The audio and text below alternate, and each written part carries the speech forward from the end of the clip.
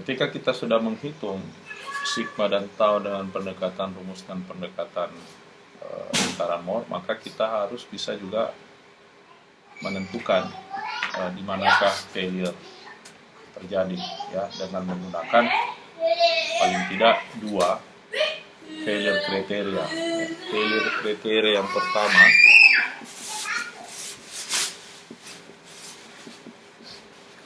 yang pertama adalah failure kriteria Mohr yang mengatakan bahwa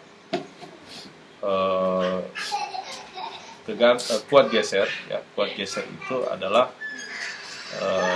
tergantung oleh tegangan normal, ya, tegangan normal, ya. Jadi tegangan geser itu adalah berbanding dengan tegangan normal yang terjadi sehingga dia meningkatkan friksi pada sebuah elemen, ya. Nah, friksi ini dilambangkan dengan P, ya. Jadi pada failure kriteria Mohr kita kenal adanya Mohr envelope, di mana Mohr envelope ini, saya ulang ya, di mana Mohr envelope ini adalah garis singgung, ya, antara lingkaran dengan Mohr envelope. Ya, disitulah titik taunya, ya, taunya, ya. Nah, ini kalau kita melihat pada failure kriteria Mohr, ya, ini adalah pi dan ini adalah critical, di mana titik critical itu adalah 45 ditambah Q/2. Jadi pada failure kriteria Mohr tidak mempertimbangkan adanya kohesi. Nah, kalau Coulomb, saya hapus saja ini, ya.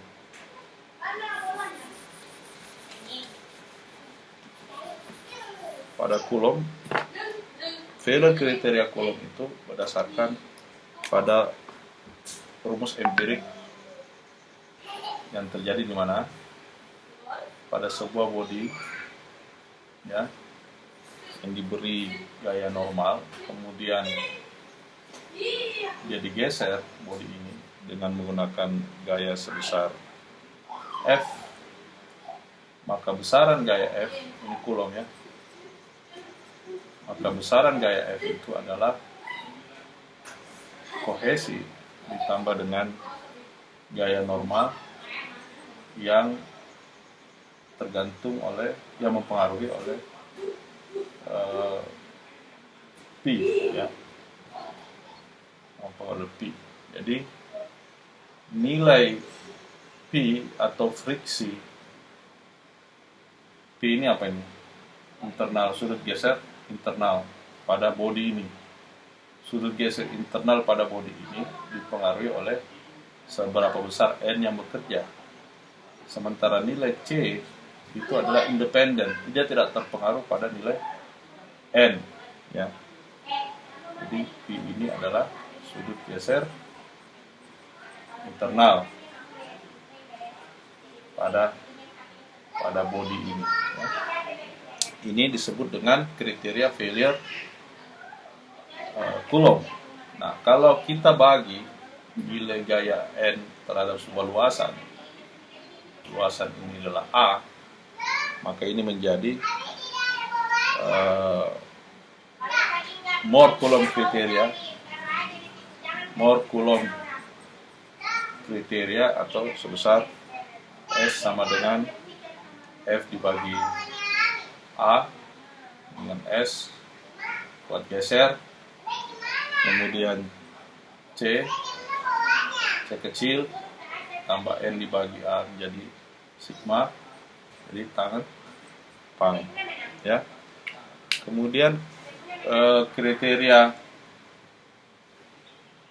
berikutnya adalah kriteria teori general Moore ya. Kalau general Moore, teori Moore secara umum, dia mengatakan bahwa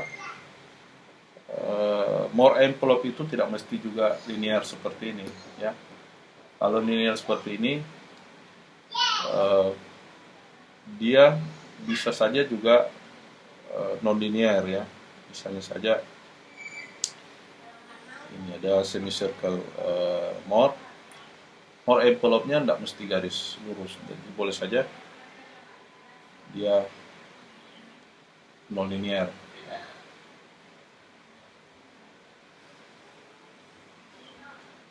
Dimana bisa juga diaplikasikan untuk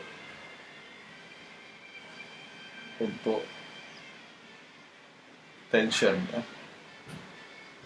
Tension bisa juga untuk kompresi, dia berlaku umum gitu. Jadi bukan saja persoalan kompresi dan juga bisa juga berlaku pada persoalan tension. Jadi ini non-linear ya. Nah itu. Jadi ada 3 kriteria, apakah kita menggunakan teori Moore saja atau Coulomb saja, atau keduanya Moore dan Coulomb, atau teori Moore secara umum. Nah, yang umum dipakai tentu yang biasa dipakai adalah Moore-Coulomb kriteria. Jadi pada Moore-Coulomb kriteria dia menggabungkan antara friksi sudut internal, geser internal pada tanah digabung dengan parameter kohesi, di mana sudut geser internal tanah independen terhadap gaya normal, dan kohesi itu adalah sudut geser internal tanah tergantung pada seberapa besar gaya normal, sedangkan kohesi itu tidak dipengaruhi oleh gaya normal yang terjadi pada tanah. Untuk menghitung kuat geser.